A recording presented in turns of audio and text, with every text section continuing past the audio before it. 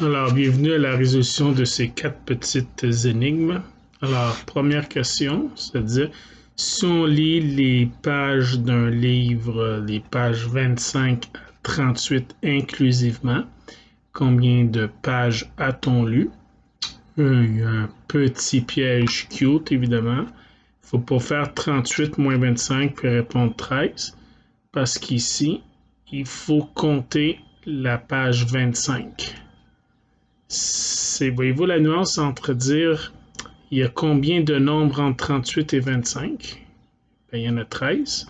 Mais si on dit qu'on a lu les pages 25 à 38 inclusivement, c'est que le 25, il compte. Et en faisant une soustraction, on ne compte pas la valeur de départ. Et là, la petite subtilité.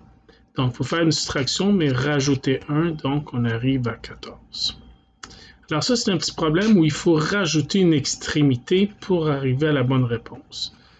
Il y a ensuite le problème inverse où il ne faut pas compter l'extrémité. Il faut comme en enlever une. Alors, c'est ce problème-ci. 9 pilules à prendre, on en prend 3 en même temps à chaque heure. Au bout de combien d'heures va-t-on avoir pris les 9 pilules? Bon, disons qu'il est midi. À midi, ben, j'en prends 3. Une heure après, à 13 heures, j'en prends 3 autres. Une heure après, à 14 heures, j'en prends 3 autres. Donc, j'en ai pris 9. Mais combien de temps se sont écoulés?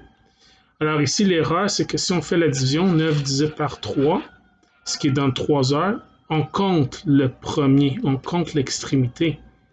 Alors qu'ici, il ne faut pas compter l'extrémité, c'est l'inverse de ce problème-là. C'est pour ça que je les ai mis ensemble.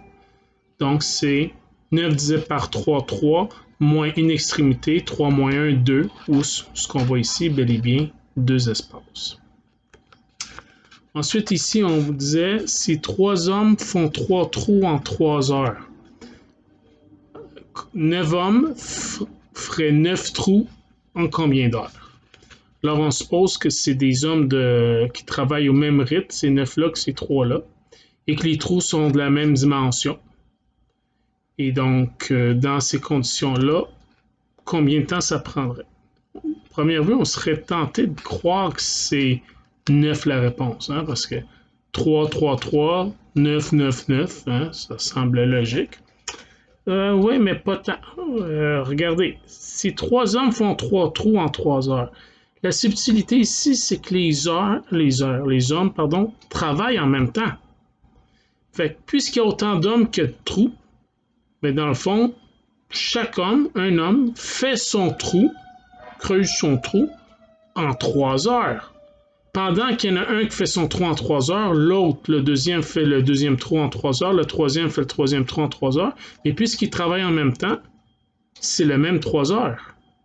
Voyez-vous, c'est ça la subtilité, c'est que le travail est fait en même temps. Donc, 9 hommes, 9 trous. Il y a autant d'hommes que de trous. Chaque homme prend son trou. Chaque homme prend son trou, hein, c'est drôle à dire. Mais bon, on sait qu'un homme creuse un trou en 3 heures. Il va le faire en 3 heures et les 8 autres vont faire leur trou en 3 heures. Et puisqu'ils travaillent en même temps, au bout de 3 heures, les 9 hommes auront donc creusé les 9 trous. Voyez-vous? Donc, c'était ça la subtilité, c'était de réaliser que tout ça était fait en même temps. Et la dernière, pour nos amis qui aiment aller beaucoup à la SAQ, je disais donc qu'une bouteille de vin au complet avec le liquide coûte 20 $. Le vin, le liquide tout seul, coûte 19 $ de plus que la bouteille vide. Donc, la bouteille, je vais préciser ici vide pour ma résolution en algèbre. Donc, je vais le faire en algèbre, puis après, je vais le faire d'une autre manière, par essai-erreur logique.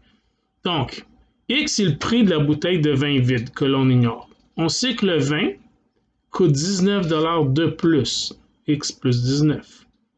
Et on sait que les deux, le vin, le liquide plus la bouteille de vin en verre vide, les deux ensemble, coûtent 20 $, selon la donnée de départ. Ce qui fait 2x est égal à 20 moins 19, 2x égale à 1, j'isole x égale 1,5, donc x égale à 50 cents. Si la bouteille de vin vide vaut 50 cents, l'autre qui coûte 19 $ de plus, ça fait 19,50 et les deux ensemble donnent 20. Ici, la difficulté, c'est la confusion entre le 19 $ de plus et le 19 fois plus.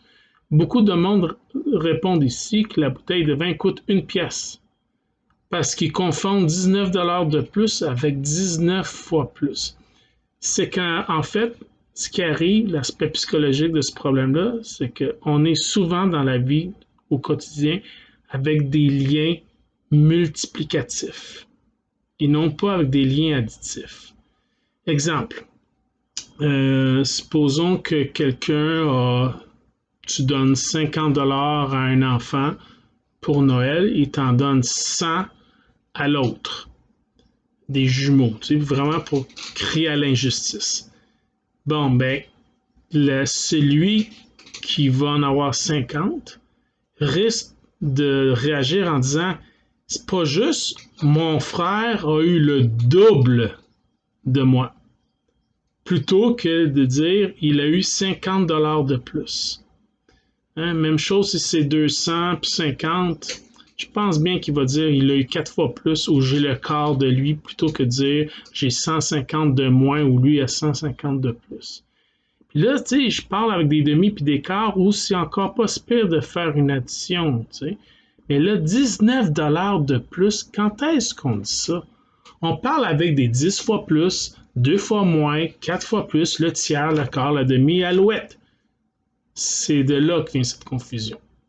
Donc ici, le piège, c'est que le 19 de plus faisait que si on disait 1 pour la bouteille de vin, l'autre, ce n'était pas 19, parce que là, le 19 aurait été 19 fois plus que 1. C'est 19 de plus. Mais 19 de plus que 1, c'est 20, puis 1 plus 20, 21, ça ne marche pas. Alors, on pouvait le faire aussi par déduction. Hein? Par exemple, suppose que la bouteille vaut 1, puis qu'on réalise, ah merde, c'est vrai, c'est pas 19 fois plus, c'est 19 de plus. Alors, le vin coûte 20, ce qui fait un total de 21. Ah, mais là, on pourrait dire, c'est 1 $ de trop, diminuons la bouteille de 1 $. Donc, supposons que la bouteille, elle est vide. Mais si elle est vide et que l'autre coûte 19 $ de plus, ça fait 0 plus 19, 19. Donc, on n'arrive pas à 20. Mais là, on aurait pu dire, ben, c'est 20 $, c'est à mi-chemin entre 21 et 19 $. Hein? Entre 19 et 21, c'est notre objectif. Donc, la réponse de la bouteille vide sera à mi-chemin entre le 1 $ et le 0 $. Qu'est-ce qui se trouve à mi-chemin entre le 1 $ et le 0 $? C'est 50 cents qui est la réponse. Voyez-vous? Donc ici, l'erreur, c'était de dire, ah, ben j'arrive à 21, je dois enlever le 1. Mais le problème, c'est qu'il faut enlever une quantité qui, dans le fond, va être doublée, parce que si on enlève une certaine quantité pour la bouteille de vin vide, on va l'enlever aussi pour le vin, parce que lui dépend du prix de la bouteille vide. C'est pour ça qu'on ne peut pas enlever 1, on passe de 21 à 19. Il fallait, pour ceux qui ont la pif mathématique, enlever, il y a 1 $ de trop, hein, on veut arriver à 20, il fallait donc arriver à enlever 50 cents, parce que si on enlève 50 cents ici, lui, comme il dépendait de lui, il y aurait 50 cents de moins le prix, puis on serait arrivé à 20. Et voilà. Alors, j'espère que vous avez apprécié ces quatre petites énigmes, puis on se revoit pour une autre. Bye bye.